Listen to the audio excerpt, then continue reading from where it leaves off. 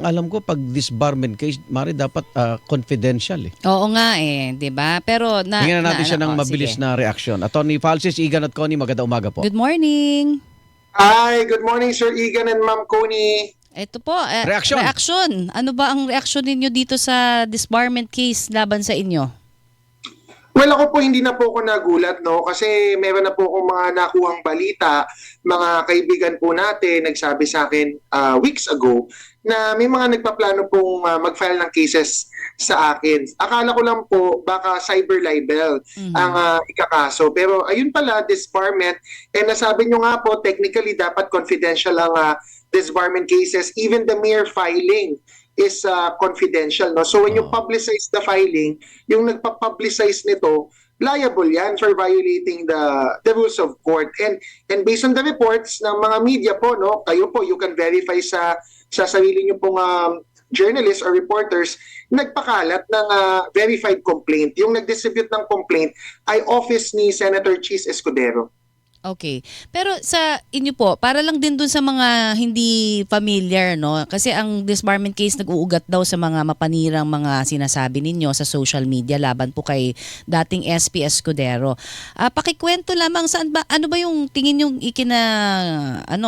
galit ng kampo po ni Senator dating SP Escudero? Well, hindi ko pa po nakukuha yung buong complaint, no. So I'm also just basing it on media reports. Sa media reports, ang pinaka sinasabi po yung tatlo, one, shameless, number two, bulok na keso, number three, worst Senate President in history.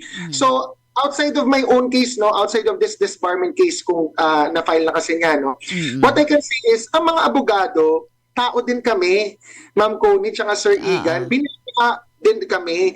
Yung family ko, for your information and for the information of Senator Chis, naundoy po ako, naundoy po kami. We had to evacuate during Ondoy. Nag-wait po ako personally and yung nanay ko through flood deep waters, mga 4.5 feet, kasi nag-decide kami mag-evacuate ba kami kasi baka umabot ng second floor or maiipit na ba kami sa bahay, etc. So nag-evacuate kami and we rushed out of the house, mga 4 feet na yung baha. So personal issue itong flood control project. Personal issue itong pagbabaha. Like other Filipinos, hindi lang po ako. So, ang abogado po ba, kahit na nag-aral ka ng abogasya, pumasa ka ng bar exams, after po ba, hindi ka na ba tao? Hindi ka na ba binabaha? Hindi ka na ba pwedeng magsalita as a Filipino citizen, kahit abogado ka, na protected ka din naman. Ako po, protected ako ng Constitution because si Senator Chis is one of the highest officials of the land. Article 11, public office is public trust. So, yung mga words ko po na yun, kung totoo man na yun yung basis ng kanyang complaint, aren't those political opinions? Wala na po bang abogado pwede magsabi, this is the worst president in history. Hindi pa Senate President, worst Vice President, worst Speaker. Baka gusto niyang marinig, sabihin ko, Martin Romualdez is the worst Speaker in history. Pag sinabi ko pa yun, matutuwa siya. So hindi ko na ba pwedeng sabihin, on the other hand, worst Senate President in history? Because we have to compare. Bakit siya yung nasabi kong worst Senate President? Sino ba yung mga Senate Presidents before? Mga kapitapitagan, no? Kahit na may issues yung iba, ang pinaka may issue na dyan, Senator Juan Ponce Enrile, na naging Senate President before. But before Senator Juan Ponce Enrile, wala namang Senate President masyado na nai-issue. Even Senator Enrile, when he was the Senate President, walang issue sa pag-handle niya ng corona impeachment trial. Even yung mga kalaban niya, mga kritiko niya, agreed na he had the gravitas, he had the intelligence in terms of handling as the presiding officer of the impeachment trial. Ang naging issue lang ni Senator Enrile is personally na involved siya sa pork barrel scam. Pero si Senator Chis kasi as Senate President, documented, hindi naman ako yung nagbabalita, hindi naman ako yung nag-accuse, na meron siyang mga budget insertion amounting to 142 billion on behalf of other senators and himself. 9 billion of the budget insertions went to Sorsogon. Okay. So hindi lang po ako yan. I mean, it's my right as a Filipino, not just as a lawyer, to be able to question those Attorney things. Falsis, hindi ka naniniwala sa sinabi ni Senator Chis Escudero na yung mga pinost mo mula Hulyo hanggang Setyembre na siya ay worst president, Senate president, sinungaling, shameless, bulok na keso, ay mapanira, mapanlait at malisyoso. Yun ang description niya sa iyo eh.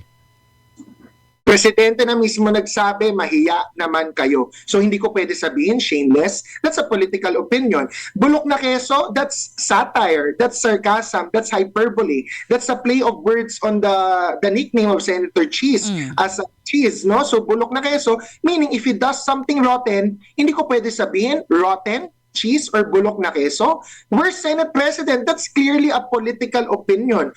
Again, bawal na pala ang mga abogado magbigay ng political opinion. Nagbabayad din kami ng buwis. Nababaha din kami.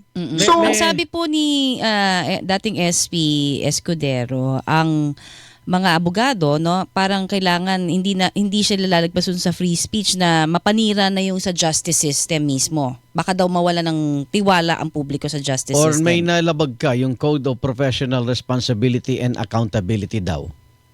Opo, hindi naman po ako nagmura. Hindi ko naman po sinabi wag paniwalaan ang mga korte. Ang kinikriticize ko po, politician elected. I have the right to say under Article 11, public office is public trust, and freedom of speech under Article 3, Bill of Rights on Human Rights. I have the right to say if he is the worst Senate President, in my opinion. The Supreme Court has said nobody can impose on anyone ano ang religious or political beliefs mo. If my political belief is he is the worst Senate President, hindi yun mapanira. Well, that might be sharp. That might be pointed. That might be acerbic, no? Yung talagang maanghang na salita. It doesn't cross the line of dignity when it comes to pagmumura. It doesn't cross the line of ad hominem or below the belt. Ano bang ad hominem doon? Hindi naman yung tungkol sa pagmumukha, hindi naman yung tungkol sa kahit na ano. So sir, ang ibig sabihin ng Code of Professional Responsibility and Accountability o CPRA, kasama doon pala yung pagmumura. Ba meron ng mga abogado, 'di ba, na na-disbar dahil sa pagmumura. Ito po, yung ano po, kayo ho ba'y magka-counter, sir, para dito sa reklamo sa inyo? May mga legal na hakbang din ho ba kayo? Well, confidential na po itong disbarment proceedings, but I will just file my answer and follow due process. Okay. My other steps, gulatan na lang kasi gulatan din naman ng pag-file niya.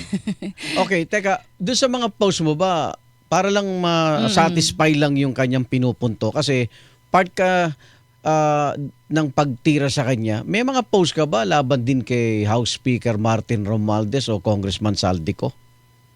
Ever since 2008, original Facebook user tayo. Apo. From Pinoy to GMA to President Duterte to BBM Apo. to VP Sara, unit team, lahat po yan tinitira ko basta may balita. Magre-react lang po ako sa balita. Kung may balita, alleged anomaly, alleged mali na ginawa, I have the freedom to comment it. Oh, so hindi mo siya pinersonal si Senador Escudero. He should go through my Facebook post and my Twitter post. Senator Joel, Senator Jinggoy, Senator Cheese Escudero, Zaldico, Speaker Martin, all of them are there. Ang loyalty is sa bayan, hindi sa politiko, 'di ba? 'Yun yung parating pinapanawagan. 'Yun ho ang Opo. 'di ba? Oo. Yun Opo naman kasi nandun ako nung September 21 rally eh. Nung September 21 naman po wala namang specific politician po kulay yun. Ang panawagan po doon, lahat ng sangkot. Dapat managot. Alright. Okay. Thank you po sa inyo, Attorney. Francis, maraming salamat po sa pagtugon. Ingat po kayo. Thank you po. Attorney Jesus Valsis, siya po yung sinampahan ng disbarment case ni Senator Francis Escudero. Doon sa mga post niya na particular yung mga binabanggit niyang shameless, the worst Senate President in history, paulit-ulit na bulok na keso at iba pa. Yun yung pinagbatayan po nito. Kasi Paniwala ni Senator Cheese ay hindi nararapat sa aksyon bilang abogado. oo, pero yun nga, sinasabi niya, ang sa Code of Professional Responsibility and Accountability, may mas malala pang ang gumawa nito. Baka hindi natin maalala, pero may mga nagmumura, 'di ba, na pinakamataas na sa posisyon.